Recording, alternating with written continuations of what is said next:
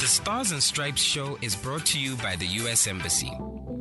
And it's Gabs FM, power to engage. Yo, well, welcome to the Stars and Stripes radio show. And of course, today we embark on a culinary journey exploring the diverse flavors and traditions of both American and Botswana cuisines as we delve into the rich food that is associated to the Republic of Botswana and of course the United States. We will uncover the unique ingredients, cooking techniques, and cultural influences that have shaped who we are today. And American cuisine is a melting pot of various flavors associated to their multicultural heritage, from the hearty southern barbecue and of course soul food, as many like to refer to, and of course Botswana cuisine, rooted in the traditions of the Botswana people of Botswana, and is characterized by the emphasis on local source ingredients and communal dining. Staple foods such as sorghum and of course maize, millet, and many more, and that's what we're going to be talking about. And of course there's nothing better than go amogela baeng through what is called food. We both do it in different ways. Yeah. You know what I'm saying? And of course, that is where we get to highlight the bilateral relationship between the U.S. government and the BW government. It's an absolute honor to be having the guest that we're having today on the Midday Fix Reloaded, of course, on today's Stars and Stripes radio show. We are in studio for the Partner Spotlight talking to a gentleman who is a Botswana chef, somebody who clearly has a passion for food and making sure that our taste buds... And this man has cost me a lot of cake. This man, he's cost us a lot my of wife, money as well. My wife, every time at that time of the month, I don't know what happens in her cake. life. And then she says she wants this guy's cake. And I'm like, but I'm on the other side of town. You get me? That guy's on the other side of town. Why can I regular cake? It has to be a specific cake. And of course, in studio, we're talking to Musam Klasi. Welcome to the show. Thank you for having me. I haven't been here in a while. Welcome, brother. Thank you so much. Look, I think it's very exciting because some of us have tasted your food and, you know, we appreciate the work that you do. But personally, I think we've never asked you how this passion of food came about. So it's going to be an interesting conversation. Before we get there, walk us through. Are you a qualified chef? Or did you graduate through passion? Because I think either way, whether you go left or right, you know, it does contribute to the cuisine that you produce. Yeah, I'm self-taught. Oh, wow. That's a major I've move. been cooking since I was 6. So I'm 37 this year, so you can imagine how long I've been cooking. Mom or dad, who's the influence? Grandmother. Oh, shout out to grandma. Okay. In American culture, we call her Big Mama. Yeah. Big mama. I love it. So self-taught since the age of 6, it's definitely a passion. Is there a backstory to that? What inspired you to become a chef, Musa? And what sort of work have you done with that inspiration in the line of work that you do? Okay, I didn't realize it was a passion until my mid 20s. Okay. Yeah, I had aspirations of being in corporate and ending up being a CEO of some sort. And I have a degree in marketing, by the way. But eventually, you know, a friend of mine hit me up. I started posting on Instagram, and she was like, "My mom owns a hotel in Block 6. There's a kitchen for free. You don't have to pay rent for a couple of months. There's a restaurant there. You want a partner? And, you know, no risk, no reward." So we did that. And this friend knew about your passion for food. She just saw me posting regularly. This is 2013. Okay. Yeah, while Instagram was fairly new. So, you know, I took a risk. I'm a risk taker, if you know me. Nice. I like to find out if I can do it or not. I don't wanna wonder. You don't want what if, what if. So we did that. Failed dismally. We didn't know how to run a business. That lasted for a year. We end up in debt, both of us. But that's when I picked up knowledge on catering. So when that business failed, I, you know, gravitated towards catering, which is not particularly my first love. It's just my second love, but it was what brought money in. I think a couple of years later on, I did a gig one weekend and I did another one back-to-back weekends, and I made 3 times my salary. I was like, Hey, man. should I really be waking up every day and I can work 2 days a month and make what I'm making now? You know, I chopped it out with my mother, and mother's being mother. She was like, wait first, wait for the business to grow. And I quit anyway without telling her. 3 months later, I'm like, oh, by the way, it's been 3 months. I long quit that job.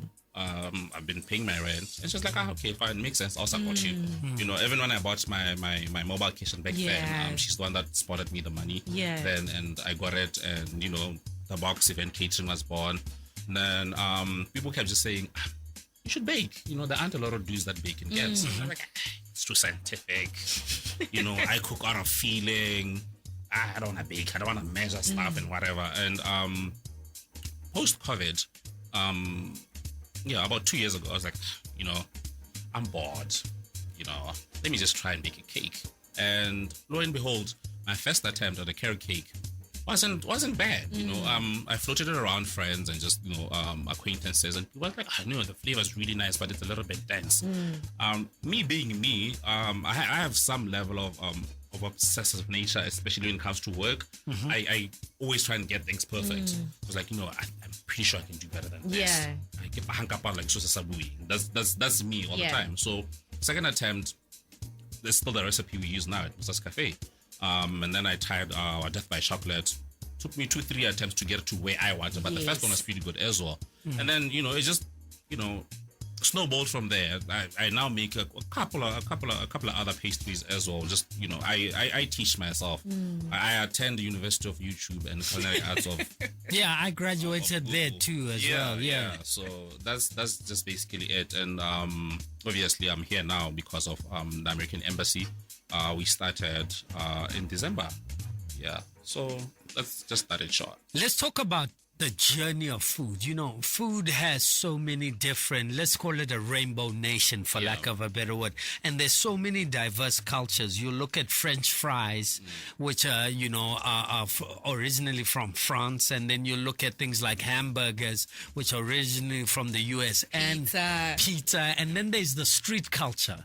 You know, when I was in the US, there was a lot of street vendors, you know, and we're seeing Bomasape and things like that. You know, where do your influences come in terms of what you cook today, and how has, you know, the American food culture influenced you as who you are as Chef Musa today? Yeah, you know, off air, I was just saying, American urban culture, including food, influences probably more than half the world. Yeah, absolutely. So whatever content you consume, whether online or on TV, you know, it's most likely American. So, you know, I picked up some influences from different cuisine, and what you'll notice is that American cuisine is sort of like a mix mash of different, you know, cuisines. So are they. They're a nation of mix. You know, they've got Latin Americans, they've got, you know, people with influences from Africa. You know, they've got Italian Americans. They've got, you know, they've got people from Canada. The food scene alone is, you know, a mixed mash of you know, food from all over the world. Yeah. So I think just generally when I was starting out, I love pasta. So, you know, a lot of my cooking was Italian influenced. And then, you know, I'll get bored. I got bored, and then I was just obsessed with Asian cooking. I'm currently obsessed with a lot of Mediterranean stuff. You know, according to me, most of Mediterranean food is a bit on the healthier side. So, you know, when you get older, you can just willy-nilly just, you know, be stuffing your face with, you know, with junk food, and, you know, you have to watch your body and all of that. So, at the moment, my obsession is, you know, Mediterranean. I'm slowly gravitating towards plant-based as well. So it's just, you know, I play around every day, and obviously I bake quite a bit. I'll try, you know, a flavor of cake every other second month. Should I come? Can I come for those the tastings? Yeah, why not? Yeah. Why not? Right, It's fine. Yeah. Either that, or you find them at Musa's Cafe when we reopen. Because by the way, Musa's Cafe is coming your way soon. Yeah, soon. Hopefully in the next. We are trying to get location and stuff, but it was very difficult. This not giving us anything. But we'll let you know. The experience. I want everyone to go through the journey with me. But I don't think it will be long before people figure out where we are, because my content plan includes sharing pictures of snippets of what we're doing. You know what I mean? So yeah. So you guys will figure out soon. I did say it's not far from your studio, so But let me ask you this question. Sorry, Sam. I know you would like to ask something. Is there an opportunity for us to brand Botswana through our own cuisine? Because I remember. I think it was last year. There's a Nigerian premium restaurant that opened up in Madison Square. Yeah. Or Times Square in the US. I forget what square, but something square in New York.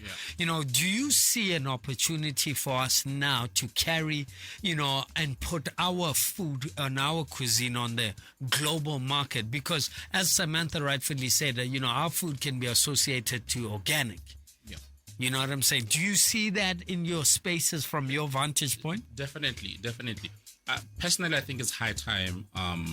You go to New York, like you're saying, and there's a place that sells a restaurant with authentically Botswana food. You know what I mean? It's high time you go to London, you go to Paris, and even if it's not 100% authentic, and you add a little bit of a contemporary touch to it, because as you know, the world food-wise is moving more to a gastronomic level. So Yeah. The Ratalo says, we're moving to gastronomic. Food these days, okay, the important thing, right, is about zero waste. Most places are moving towards zero waste. Okay. It's more artistic. You know what I mean? I'll put a plate in front of you, well, assuming I have the right ingredients, and there'll be a foam there. It'll be probably this size, like fit in your palm. Yes. And just 2 bites from that explodes in your mouth of different kind of flavors, and we focus on that as culinary artists. I like that. You know what I mean? Yeah. Facts. As you also hear, the terms also change probably every other year. So yeah, I personally I think maybe in the next 10-15 years the title shelf will start wearing off, because there is so much more to just cooking when it comes to being a chef. Yeah. Like I'm saying, personally, because I'm more now on a managerial level with my business, the amount of waste, if I can get it to less than 10%, Yeah. for now I'd be happy, but I eventually want to get to zero. If you get, for instance, a whole fish, most people cut off the head, the tail, and they throw that And away. then throw things away. Yeah. They debone and fillet the fish, throw away the skeleton, but you can use that to make fish broth, fish stock. There's just so much more you can use with an entire animal or an entire bat. Wow. Yeah. Well, moving swiftly along, on the other side of this, we're going to continue conversation. And, of course, you're on the Stars and Stripes radio show, proudly brought to you by the U.S. Embassy. And, of course, we're talking cuisine, we're talking hashtag shared culture, and trying to identify the different nuances between the American people and, of course, the BW people, and where we can both meet. And, of course, on the other side of this, we're going to be talking about health. We're going to be talking organic food. We're going to be talking about the different spices and things. And one thing, Samantha, I think, I want to challenge this guy to use more pani worms. Okay. I don't know why there's so much opportunity. I get it, that thing is protein high and it's organic. You know what I'm saying? So we need to also encourage the importance. Samantha and I are we're passionate about exporting BW culture. And we think that there's so many opportunity to do that. You know what I'm saying? And that's the next challenge. I think before you leave, we're going to give you a challenge, okay? No problem. Bless up. 12:29 is your time. Good afternoon. He's a social media icon right here from the 267. No, he does not belong to the Republic of South Africa. He is actually our own, and we're going to claim him with everything that we can. Fist to fist. Definitely. He goes by the name William Loss, KRM. He's dropped a brand new one, actually. I think it dropped yesterday. Check it out on all digital platforms. Look, we continue the conversation this afternoon. We're talking to Musam Klasi, who is a Botswana chef doing absolutely amazing things. We are talking everything Botswana cuisine, his inspiration internationally. And of course, there's a message that just came in, and I have to read. This one is for you, Musa. It says, Musa, we Setswana go rean. Funny enough, I get this a lot. It's Setswana ndinkalangano dwakachizwina ndo lebeleka. We are very grateful. Now we are moving forward. We're moving. We're cruising nicely. Yes. Yeah, cruising nicely. It's Setswana bagaitsu ke Motswana. And our listener says they're definitely loving this conversation. It's inspiring. Look, Musa, let's talk the line of work that you're in and opportunities. Over the past few years, we've seen Botswana moving in a direction of having events where we have, I think last year we had the US Africa Business Summit. We're seeing a lot of people coming into country for specific events. And of course, wherever there's events, Yes. we need food, and we definitely need a great culinary experience. And let's talk about that, and that being an opportunity to showcase our cultural cuisine. Where do you see the line of work that you do fitting in under that? Well, my hope really would, especially with, like you're saying, with these events geared to urban tourism, it's called. Yes. I'd love to have one of them be food oriented. Okay. You know what I mean? Even if it's not 100% food oriented, maybe have a segment and just have 50 food vendors. You know? Take your masape to your high level, chef that does, we just spoke about Chef Selizo, an amazing chef. And you say he did Botswana Cuisine, Yeah. little canapes, and it was visually Oh, it's appeasing. called canapes. That's what it's called. Yes. Yeah, canapes was there's quite a number of Okay. I would love to see an actual food festival.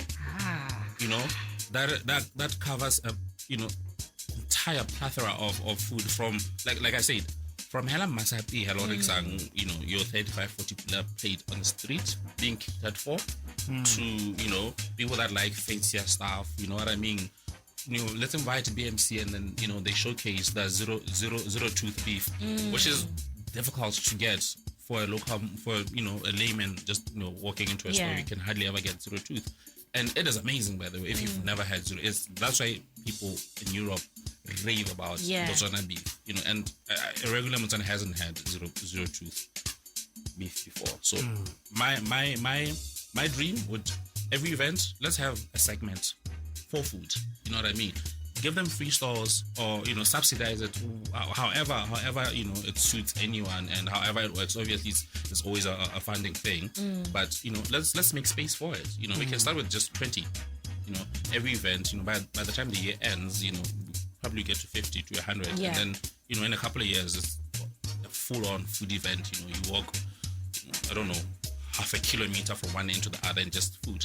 Yeah. You know what I mean? That's where also you invite the American embassy, different embassies, they come and display also, and it's just food heaven for some of us. No, and there's plenty of opportunity. I mean, you see Botswana across the border for events like DSTV Delish, Exactly. that have a huge food or cuisine element that is a draw factor. It's one of the biggest attraction is that it's food and music, and we can adopt that kind of blueprint when it comes to BW, especially creating financial inclusion strategies for, as you say, Bomasape and things like that, bringing them into that particular. And you know what I love about food is that you are a product of passion. Exactly. How many other Botswana are products of passion within that space? You know what I'm saying? That can take advantage of that. Absolutely. Moving swiftly along. Last question is Pani. Yeah. Our own traditional, indigenous fruits and vegetables. Is there an opportunity to bring that? And I love what you said, using a contemporary touch to some of these things, because globally we're seeing a huge demand for health-orientated cuisine. You know, COVID-19 has also introduced or served as a catalyst for health-orientated lifestyles. Yeah. Do you see an opportunity where we can merge that kind of thing? I mean, you know, people go out and eat snails. Yeah, I'm Kalanga, so obviously. Ah, nice. Mashronja is my thing. You know what I mean? So, very important. You can have pani as a snack, like you're saying, dried pani, because most of it's harvested, yes, cooked, and then dried out. Preserve it. You can have it in a salad. If you want to soften it, really, it's just warm water. Dip it in warm water, let it sit in warm water for a couple of minutes. It will soften it when you cook. It won't be as crunchy, as dry. You know what I mean? I personally, I like to fry onions, fry some tomatoes, use some beef or chicken granules, and then just throw it in, let it sit at a low heat for 30 minutes. I'm getting hungry. You know what I mean? I'm getting hungry. Musa, right next week, I think you gotta send some of your masonja to the studio, brother. It's easy. You can even take it a step further with doing that, and then throw in some parmesan and some cream, make it into a sauce, and throw in some pasta. There is so much you can do with food. I just let my imagination run. You know what I mean? If I cook something today, my inclination is always to think, I like this, but what else can I do to make it better? Not necessarily to make it better, but how far can I take it? Yeah. You know, right? I think people that dabble in things that they shouldn't be dabbling in, they call it chasing the dragon. Yes. Chefs chase the dragon a lot. Yes. It's always, how can I get it to the next level? That's just, sometimes you end up ruining the recipe, to be honest, but there is a plethora of things you can do with just one ingredient. One, we just spoke of one ingredient, 3 different ways to do it. So if we sat here for an hour, I'd probably think of 3 to 10 more ways of, changing it or making it, Imagine that in pasta and it's just all mixed up. People are grossed out by the head. I don't know. I don't know a lot of Kalanga people that cut off the head and the butt. You just throw it in your mouth. You eat it. It's harmless. It doesn't change anything. Also, the head is the crunchier part. Texture. You know what I mean? Yeah.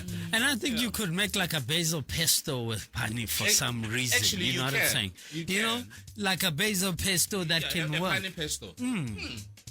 Just give me an idea. 5%. 5%. I'm gonna try that and I'll bring you some. Actually, that's actually a pretty dope idea. You know what I'm saying? Yeah, that's a dope idea. Absolutely. Well, let me afford you this opportunity. People are looking for you. Your cakes are famous. You're about to open up your restaurant somewhere within the Republic of Botswana in Gaborone. Where can you be found? And of course, how can people engage you for corporate events and things like that? Because, especially the U.S. Embassy and other embassies around, in terms of branding who we are in the 267. We have the U.S. Embassy in studio already, and how we can use Chef Musa in terms of showcasing who we are. Because whether we like it or, look, everybody eats pasta. Pasta is Italian. Look how they've commercialized pasta around the world. Spaghetti bolognese. I've got an Italian friend where nekerekile the sachet bolognese abare papa uskanto. Please, don't do that. Go and start all the way from scratch. So there's so many opportunities for us to start. BW government has said, let's diversify our economy, and that includes cuisine. Where can we find you? I'm only available to my friends at the embassy, like you're saying. We're not open to the public. The midday fix. And the midday fix, obviously. But like you said, Musa's Cafe is going to be reopening. We have found a location. Okay, nice. I just met with our interior architect this week. Okay, nice. Expecting drawings next week, and then work's going to start. Like I said, it's 5 minutes from here. You'll throw a stone a direction, and I'm sure you take a good guess. Okay. But I'm not telling until my content plan allows me to. So wait, in terms of your content plan, we need the exclusive as the midday fix reloaded. Yes, that's not a problem. Yeah, signed and sealed for Signed the. and sealed. Hey, there's so many witnesses. She knows where to find me. She sees me every Sunday. Okay. Yeah. So I can't run. So when you don't know how to plug in the Swift. off air. And on social media, where do we find you? Mosam Hlasi on every platform. And if you're looking for the business, is Mosa's Cafe and Patisserie. For now, follow because more details are coming. Look, at the end of the day, Botswana, you have this opportunity. Cuisine is, such an extensive industry. You can create your own niche. We didn't even touch extensively on the baking element, but there's so many opportunity. Fruit salad. I mean, there's how many murula do you find within the city of Gaborone? There's so many opportunities for us to use our creative ability and create something that will be. I mean, the conflicts happened by accident. You know that, right? Yeah. Yeah, the conflicts in a pause or a mistake. What makes us think that we cannot create our own internationally known product within the culinary space that brands who we are as the Republic of Botswana? Thank you so much for what you did. Thank you so much for what you're continuing to do. And of course, shout out to you for everything. Fork and knife next week were ready. Pani basil pesto were ready. And the new location were also ready, okay? Something yana. Something in Yana. It's coming. Okay, I like it. Samantha, let's go. The Stars and Stripes show was brought to you by the U.S. Embassy.